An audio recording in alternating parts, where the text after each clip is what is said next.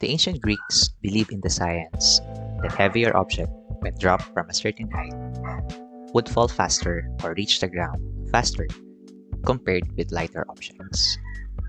So a hammer and a feather, if dropped from similar height, would result to the hammer reaching the ground first. Of course, they thought that the feather would float slowly through the air, which is based on what they observed in real life. Galileo, however, who is inclined to experimentation, did not believe in the same way. He thought that any objects, regardless of their mass, would fall at a certain rate in the absence of air resistance.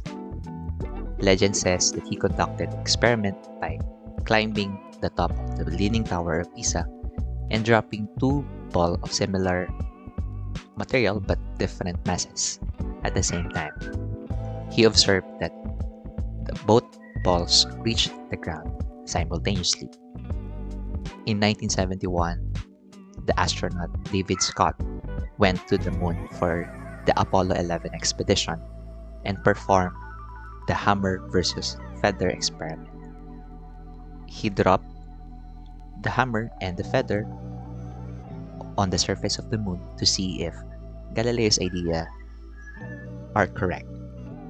And lo and behold, both the hammer and the feather, despite the great differences in their mass, reached the surface of the moon at the same time. Because in the moon, the air is not present or there is no air resistance. Today, we are going to show you the 4 cases of free fall that you will encounter when you are solving free fall related problems. Take note that this video is a companion video to the problem set that is sent to you via the Google Classroom. And this video will not show you the calculations, but the way to approach the problem and the way to choose which equation is most helpful in the different scenarios. As a reminder, let's define free fall again. Things fall because of the force of gravity or the gravitational force. When a falling object is free of all restraints or no friction with the air or otherwise or air resistance and falls under the influence of gravity alone, the object is in the state of free fall. Let us remember that when an object is falling from a certain height, the object in the natural world is experiencing 2 forces. One is the gravitational force, which makes it fall faster or accelerates it downwards, and the other one is the air resistance, which it encounters as it is going down and it slows down its motion. When we talk about free fall, we always ignore or disregard air resistance, or we treat the object as if it is moving in a vacuum where there is no air. So the sole force present is the gravitational force. Another important term here is the acceleration due to gravity, specifically the value that this would take.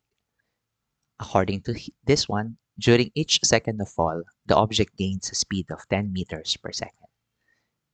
That means that every second, the speed of the object increases by that amount. This gain per second is the acceleration due to gravity, and it has an exact value of 9.8 meter per second, or 9.8 meter per second squared. We will represent this value with the variable small case letter g. This is an important table showing us the value of the speed of free falling object per second from 0 second to 5 seconds. So during the release point, the speed of the object is of course 0 meter per second since it's not yet moving during the start. After 1 second, it gained a speed of 10 seconds. After 2 seconds, it gained another speed by the amount of 10 seconds, and so on, in such a way that around 5 seconds, its speed is approximately 50 meters per second. Please remember that the value of g, the 9.8 meter per second squared, is only true for the surface of the Earth because this value depends on the mass of the planet and its radius. You can see here on the table the different values of surface G for the planets Mercury, Venus, Mars, and Jupiter. First, let's take a look at the surface G of Mercury and Mars, which are almost equal to each other, 3.7 or 3.71 meter per second. This tells us that these two planets are quite identical in terms of mass and radius. That for Venus is 8.87 meter per second squared, which is very close to what is ours, 9.8 meter per second squared, which tells us that the the the planet Venus, in terms of radius, is very close to that of the Earth, as well as in terms of Mars, in terms of mass. Jupiter, which is the largest planet in the solar system, would predictively have the greatest surface G. When we are solving free-fall problems, we are mainly dealing with two scenarios. These are very important illustrations, and it's important that you remember this. So the first scenario is the object is dropped from a certain height, let's say on top of a building or on top of a cliff, like this. So the object will move from point A, which is the top of the building, to point B, which is the ground. You can see that there are arrows here that are increasing in size, which means that the object is increasing in speed. There are three important information right here on the right of scenario one. The first is that since the object is going down, the distances would be negative here. The velocity is negative since the object is going down, of course, and the acceleration is negative. So when you use the value of g, there is always a negative attached to that. So negative 9.8 meter per second squared. This is because the object is speeding up as it is going to the negative direction. So both the vector for velocity and the acceleration would be pointing in the same direction. The second scenario for freefall is when the object is thrown upwards from the ground, so that's point A, and reaches a maximum height, point B, before it starts to fall down and go back to the ground, which is point C here. So there are two parts to this trajectory, which is point A to B and point B to C.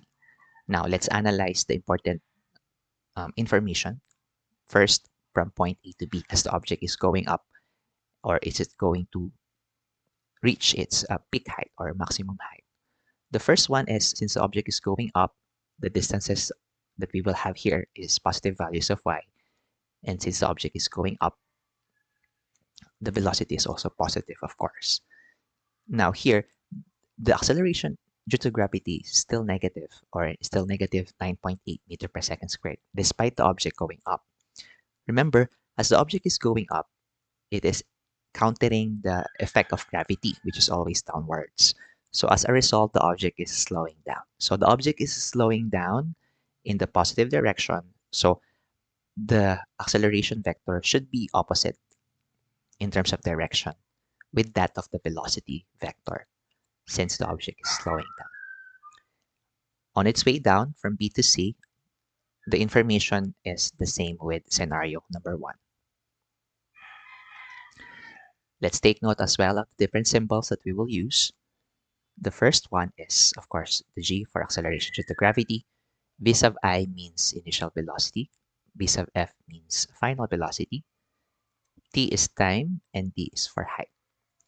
Now, what does it mean in the context of scenario 1? When we talk about scenario 1, the object is dropped from a certain height. So g is negative, which is equivalent to 9.8 meter per second squared, or if we combine these two, negative 9.8 meter per second squared.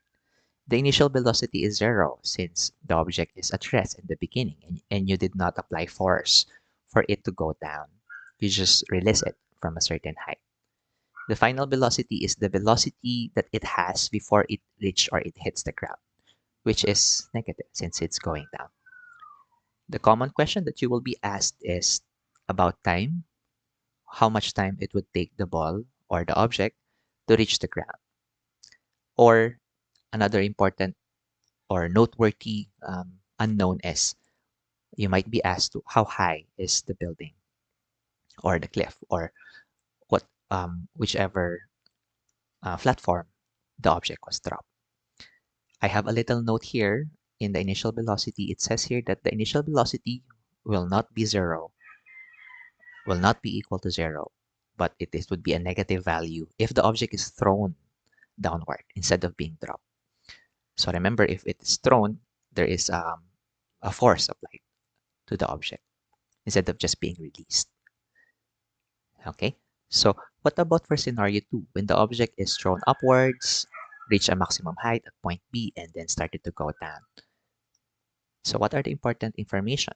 So G is still the same. It's negative 9.8 meter per second squared, whether the object is going up or down. The initial velocity is no longer zero, of course, because the object have to rise, right? It has to go upwards. So it's positive. The final velocity, which is at point C, is negative, but is equal to the initial velocity. So if the initial velocity is 30 meter per second squared, the final velocity at point C is negative 30 meter per second squared. So the common question that you will be asked in terms of time is, how much time will it take the object to reach the maximum height or point P? Or in terms of distance, what is this maximum height relative to the ground?